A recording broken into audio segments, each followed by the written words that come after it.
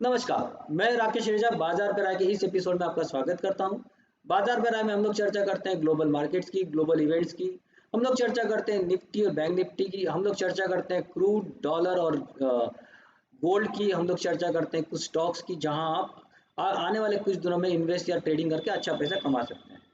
तो शुरुआत करते हैं पहले इस डिस्क्लेमर के साथ में कि मैं आपको बता दूं, मैं सेबी रजिस्टर्ड एनालिस्ट नहीं हूं और मैं यहाँ जो भी इंफॉर्मेशन लेकर आता हूँ वो केवल एजुकेशनल पर्पज से होती है। एक एनालिसिस होता है उस इंफॉर्मेशन का जो ऑलरेडी पब्लिक डोमेन में है। तो इसको कोई भी रिकमेंडेशन ना माना जाए और कोई भी ट्रेड लेने से पहले आप अपने फाइनेंशियल एडवाइजर से ज़रूर सलाह लें। तो एक रिक्वेस्ट भी करना चाहूँगा कि अगर आपने इस चैनल को अभी तक सब्सक्राइब नहीं किया तो प्लीज़ सब्सक्राइब कीजिए। अगर कंटेंट आपको उसका पसंद आता है तो आप अपने उसको लाइक कीजिए, कमेंट्स कीजिए और अपने दोस्तों के साथ में शेयर कीजिए। तो शुरुआत करते हैं अपने मेन मुद्दे से और बात करते हैं ग्लोबल मार्केट्स की और ग्लोबल इवेंट्स की। तो पिछले हफ्ते हमने दो चीज़ें देखी कि अमेरिकन डेटा आया और जिसमें हमने ये देखा कि जो महंगाई का दर है, जो अमेरिकन महंगाई का दर है, वो पिछले महीने के अपेक्षा ये सीधा यहाँ बहुत तेजी से नीचे गिरा हुआ है। मतलब 4.9% की जो महंगाई दर पिछले महीने में थी, इस महीने में वो 4 पे आ गई है। ये एक्सपेक्टेशन से काफ़ी अच्छा डेटा है। जो महंगाई जितनी बढ़नी चाहिए थी मतलब उसके अपेक्षा काफ़ी कम बढ़ रही है अब। और ये एक अच्छी शुरुआत है आगे आने वाले दिनों की। और इसी का असर हमने देखा कि जो फेड ने अपने जो इंटरेस्ट रेट इस बार बढ़ाने से अभी मना कर दिया और यहाँ उन्होंने एक पॉज का बटन दबाया है। अब ये पॉज का बटन के साथ में उन्होंने ये ज़रूर कहा कि हो सकता है आने वाले दिनों में वो एक दो और मतलब इंटरेस्ट रेट बार एक दो बार और बढ़ा सकते हैं। लेकिन जिस गति से इस बार महंगाई घटी है, अगर वो दर कंटिन्यूस रही तो फिर सेबी ईडी सॉरी फेड को और इंटरेस्ट रेट बढ़ाने की ज़रूरत नहीं पड़ेगी और यह इकोनॉमी के लिए एक अच्छा साइन है। और अगर हम लोग जॉब का भी डेटा देखेंगे, अमेरिकन जॉब डेटा, तो वहाँ भी हम लोग एक अच्छी बात ये है कि यहाँ अभी पिछले महीने की अपेक्षा इस महीने का जो डेटा है वो वैसे की वैसा है। मतलब वहाँ और कोई जो अनएम्प्लॉयमेंट बढ़ा नहीं है और जॉब लेबर जो मार्केट है वो अभी भी काफ़ी टाइट है। तो ये सब होते हुए भी महंगाई नहीं बढ़ना ये एक अच्छी खबर है। और इस तरीके से हम लोग ये अंदाज लगा सकते हैं कि अब जो वहाँ एक रिसेशन का जो डर था वो डर अब खत्म होते नजर आ रहा है और शायद जिसको बोलते हैं सॉफ्ट लैंडिंग, मतलब शायद थोड़ी बहुत मतलब गिरावट आए इकोनॉमी में, लेकिन वो वहां से वापस एक ऊपर चढ़ना शुरू हो जाएगी। तो ये सब बातें हमारी वर्ल्ड इकोनॉमी के लिए बहुत अच्छी है। अब इकोनॉमी का जो मेजर डर है वो यूरोप से है। यूरोप में कुछ कुछ बातें अभी भी जो इकोनॉमी की है वो परेशान करने वाली है। और अभी भी यूरोपियन जो बैंक है उन्होंने उन्होंने अभी फिर जो इंटरेस्ट रेट बढ़ाए हुए हैं। तो वहाँ से थोड़ी अगर परेशानी है, लेकिन कुल मिला के पूरे एशियन मार्केट्स को देखा जाए और अमेरिकन मार्केट्स को देखा जाए तो स्थिति काफ़ी अच्छी बनते नज़र आ रही है। और यहाँ से मैं आपको ये बताना चाहूँगा कि अब मैं यहाँ से बुलिश हो रहा हूँ और ये कम से कम अगले 2-3 महीने तक मार्केट काफ़ी अच्छा रहेगा और हम लोग यहाँ नए हाई बनते हुए देखेंगे।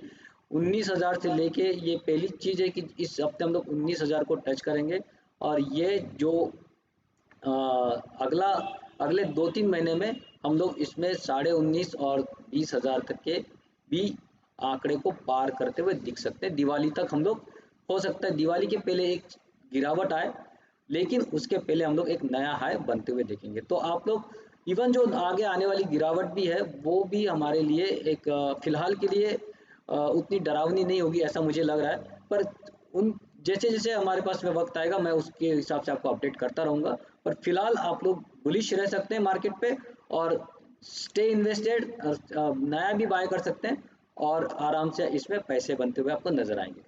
तो चार्ट पे भी हम लोग देख लेते हैं कि चार्ट हमको क्या बता रहा है और यहाँ चार्ट से हमको आगे की क्या संभावनाएं नजर आती है। तो हम लोग चार्ट पे देख लेते हैं चार्ट हमको क्या बता रहा है। तो दोस्तों देखते हैं चार्ट में हमको क्या नजर आ रहा है। और चार्ट की अगर हम लोग बात करते हैं तो ये एक ट्रेंड लाइन है जो डाउ की हम लोग बात करते हैं। तो डाउ ने परफेक्ट एक ट्रेंड लाइन का सपोर्ट लेके यहाँ से ऊपर गया है और ये ट्रेंड लाइन मैंने काफ़ी पहले ही ड्रॉ की हुई थी। तो यहाँ मैंने बताया था कि यहाँ सपोर्ट ले सकता है। अब सपोर्ट ले लिया, अब रेजिस्टेंस भी ब्रेक हो गया, सारे रेजिस्टेंस 1 2 3 रेजिस्टेंस ब्रेक हो गया, अब नई चाल यहाँ से चलती हुई नज़र आ रही है। तो यहाँ से एक जो मेरा अनुमान है कि यहाँ से जो ग्लोबल मार्केट है वो पूरी तरह से आपको बुलिश होते नज़र आ रहे हैं, चाहे वो आप यूरोपियन मार्केट हो चाहे अमेरिकन मार्केट हो। डाउ ने भी अपनी एक ये पूरी तरह से मुँह दिखा दी है। अब एक छोटा सा रेजिस्टेंस है जो है 34,700 के आसपास का, वो एक बार ब्रेक हो जाए और वो जैसे ही ब्रेक होगा तो हमको यहाँ एक अच्छी मूव आते हुए नज़र आएगी। बात करते हैं नैस्डैक की, तो नैस्डैक ने भी अपने बिल्कुल रेजिस्टेंस के आसपास में पहुंचा है। हो सकता है यहाँ आपको 1-2 दिन की कुछ गिरावट नज़र आए, वो रिट्रेसमेंट के रूप में, और फिर वहाँ से एक नई चाल चलने को यहाँ से। कुल मिला के अगर हम लोग बात करें कि यूके का मार्केट भी पिछले हफ्ते एक अच्छी रिकवरी के साथ में बंद हुआ। डैक्स अपने हाईएस्ट लेवल पे ही है, हाईएस्ट लेवल के आसपास में ही है, सारे लेवल्स यहाँ भी ब्रेक होते नज़र आ रहे हैं। हांगकांग में भी एक तेज़ी यहाँ हमको नज़र आई है और चाइना के मार्केट में भी। तो सारे मार्केट अगर हम लोग देखेंगे तो अब ये अपनी अपमूव को बढ़ा के रखे हुए हैं, और यहाँ से जो कुल जो माहौल बन रहा है, ओके, पूरा ग्लोबल माहौल जो बन रहा है वो एक बुलिश मार्केट का बन रहा है।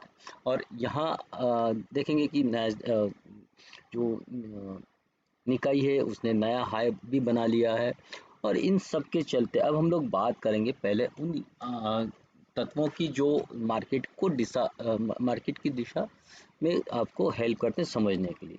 तो बात करते हैं क्रूड की, तो देखेंगे क्रूड बेसिकली जब ग्लोबल मार्केट अपने हाई पे चलता है तो क्रूड भी अपने अपमूव को कंटिन्यू करता है। तो यहाँ से हम लोग ने जो गिरावट देखी है, यहाँ क्रूड की गिरावट को थमते हुए शायद हम लोग देख सकते हैं, क्योंकि अगर मार्केट बढ़ रहा है तो इसका मतलब है कि मार्केट ये कंसिडर करके चल रहा है कि यहाँ से एक अच्छी इकोनॉमी को एक चाल मिलने वाली है, क्योंकि जो जैसे अब मैंने पहले बताया कि फेड की अब जो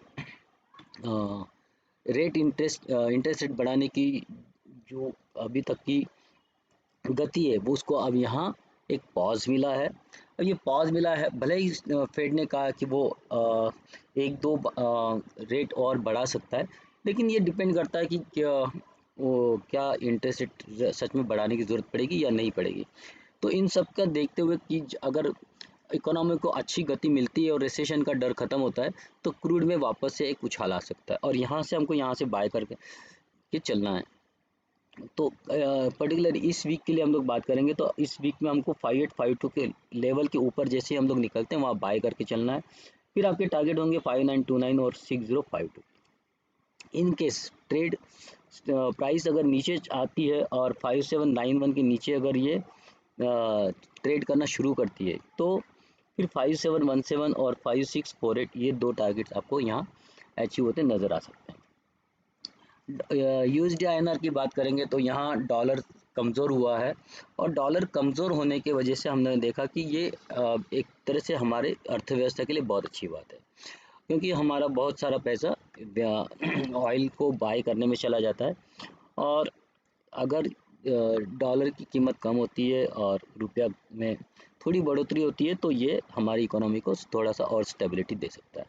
तो यहाँ इस बार हम लोग ये डॉलर अब कुछ साइडवेज होते हुए नज़र आ सकता है, और इसी के रेंज में बहुत शॉर्ट रेंज में करीब करीब प्रोबेबली 80.5 और 82 के बीच में ही यहाँ हमको ट्रेड करते नज़र आ सकता है। लेकिन इस वीक में हमको क्या करना है, इस वीक में अगर हम लोग 8194 के ऊपर ट्रेड करना शुरू करते हैं तो हम लोग इसको बाय करेंगे। टारगेट्स होंगे 8224 और 8267 के। लेकिन अगर ये नीचे की ओर ब्रेक होता है, 8180 के नीचे ब्रेक होता है, तो फिर यहाँ हम लोग शॉर्ट करेंगे, और नीचे के टारगेट्स होंगे 8157 और 8134 के। डॉलर का रेट अगर गिरेगा तो डेफिनेटली गोल्ड में भी हमको यहाँ फ़र्क नज़र आएगा। डॉलर कमज़ोर होगा तो गोल्ड में वापस डिमांड आएगी, और ये डिमांड हम लोग ने आखिरी में आते हुए भी देखी है, और ये डिमांड जैसी बढ़ेगी फिर हम लोग ऊपर की ओर ट्रेड करते नज़र आएंगे। लॉन्ग टर्म में मैं बहुत बुलिश हूँ, अगले 3 साल के लिए मैं बहुत बुलिश हूँ। अभी लेकिन फ़िलहाल के लिए इस वीक के लिए 59,140 ये लेवल के ऊपर जब तक अभी हम लोग हैं तब तक आपको बाय करके चलना है। और ऊपर के टारगेट्स होंगे 60,386 के। अगर 58,643 ये ब्रेक होता है इन केस, तो आपको शॉर्ट करके भी चलना है। फिर आपके नीचे के टारगेट्स होंगे 57,850 के। अब इन सब का असर हमारे भारतीय बाजार पे क्या होगा और निफ्टी और बैंक निफ्टी अगले वीक में कैसे बिहेव करेंगे उसको भी हम लोग देख लेते हैं। तो अगले वीक के लिए जो मेरा बाउंड्री लाइन है वो है 18,752 का। तो 18,752 ये मेरे लिए बाउंड्री होगी। अभी हम लोग उसके काफ़ी ऊपर है और जो मैंने फर्स्ट टारगेट दिया हम लोग कभी कभी वहीं हैं। तो उसके ऊपर जब तक अभी हम लोग हैं हम लोग बाय करके चलेंगे। हो सकता है आपको मंडे थोड़ी बहुत कुछ गिरावट शुरू में नजर आए, लेकिन वो आपके लिए बाइंग अपॉर्चुनिटी होगी। 1850 ऊपर के जो टारगेट्स होंगे वो इस बार 18,900 और 1950 के टारगेट्स इस बार आते नजर आ सकते हैं। और इस बार हम लोग एक नया रिकॉर्ड एस्टेब्लिश करते दिख सकते हैं। तो देखिए, तैयार हो जाइए 1900 के नए टारगेट्स के लिए। नीचे अगर हम लोग 18,750 को ब्रेक कर देते हैं किसी वजह से, क्यों, मार्केट में कभी भी कुछ भी हो सकता है, हमको दोनों तरफ के लिए रेडी रहना है। तो वहाँ अगर हम लोग नीचे की ओर ब्रेक करते हैं 18,752 का, तो नीचे के टारगेट्स होंगे 18,679 और 18,550 के।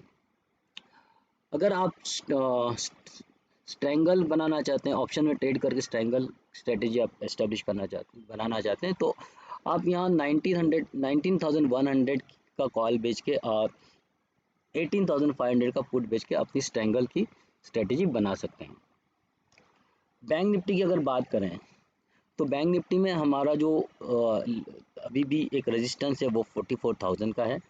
44,000 अभी भी एक रेजिस्टेंस है। अब हम लोग उसके काफ़ी करीब हैं। पिछले हफ्ते हम लोग ने वहाँ बने रहने की 2 हफ्ते पहले हम लोग उसके ऊपर ट्रेड करते रहे, लेकिन बाद में हम लोग वापस नीचे आ गए। अब हम लोग ने वापस जो लेवल्स मुझे नज़र आ रही 44,000 के ऊपर हम लोग इस वीक में ट्रेड करते नज़र आएंगे। ऊपर के टारगेट्स होंगे 44,210 और 458 के। इन दो टारगेट्स के लिए आप ऊपर ट्रेड कर सकते हैं अगर हम लोग 44,000 के ऊपर ट्रेड करना शुरू कर देंगे तो। लेकिन अगर 44,000 के नीचे ही ट्रेड करते नज़र आते हैं तो फिर आप शॉर्ट कीजिए। नीचे के टारगेट्स होंगे 43,686 और 43,393 के। अगर आप ऑप्शन में स्ट्रैंगल की ये स्ट्रेटजी बनाना चाहते हैं तो आप 43,300 का पुट और 44,500 या 44,600 का कॉल बेच के अपनी स्ट्रेटेजी यहाँ बना सकते हैं। 3 स्टॉक जो इस बार मैं आपके लिए लेकर आया हूँ उसमें से एक है सुवेन। सुवेन में आपको बाय करके चलना है। आपका एंट्री प्राइस होगा 65,55, टारगेट्स होंगे 92,114 और स्टॉप लॉस होगा आपका 58 का। ओके। और सेकंड स्टॉक जो मैं आपके लिए लेकर आया हूँ वो है इमामी। इमामी में आपको 403 के ऊपर बाय करना है। टारगेट्स होंगे 449 और 480, 550, 524 के। स्टॉप लॉस आपको रखना है 386 का। बात करें और थर्ड स्टॉक जो है वो है यूफ्लेक्स। यूफ्लेक्स में आपको फिर बाय करके चलना है। बाय करेंगे आप 433 के ऊपर। टारगेट्स होंगे 499, 580 और स्टॉप लॉस आपको रखना है 410 का। तो दोस्तों ये था इस हफ्ते का बाजार पे राय। और बाजार पे राय में हम लोग ने चर्चा की ग्लोबल मार्केट्स की, ग्लोबल इवेंट्स की, कैसे फेड की क्या उनकी पॉलिसी थी, कैसे और क्या महंगाई का डेटा हमको क्या बता रहा है वो भी हमने देखा।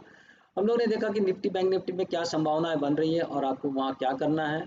स्टॉक्स भी मैंने आपको 3 बताए जहाँ आप इन्वेस्टमेंट या ट्रेडिंग कर सकते हैं, लेकिन इनमें आप कोई भी ट्रेड या इन्वेस्टमेंट करने से पहले अपने फाइनेंशियल एडवाइजर से ज़रूर सलाह लें या आप खुद के अपने नॉलेज के बेस पे इसको ट्रेड करें। क्योंकि मैंने केवल लेवल्स दिए हैं, उन लेवल्स को समझिए, वहाँ लेवल्स का क्या मतलब है और रिस्क को समझिए और रिस्क को समझ के फिर अपने ट्रेड को आगे बढ़ाइए। तो दोस्तों इसी के साथ में मैं आपसे विदा लेता हूँ। फिर मिलेंगे अगले हफ्ते बाजार पर आएंगे एक नए एपिसोड के साथ में।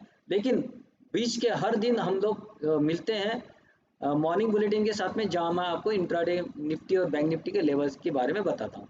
तो नमस्कार दोस्तों, आपका आने वाला हफ्ता मंगलमय हो और प्रॉफिटेबल हो, इसी कामना से मैं आपसे विदा लेता हूँ। नमस्कार, जय हिंद।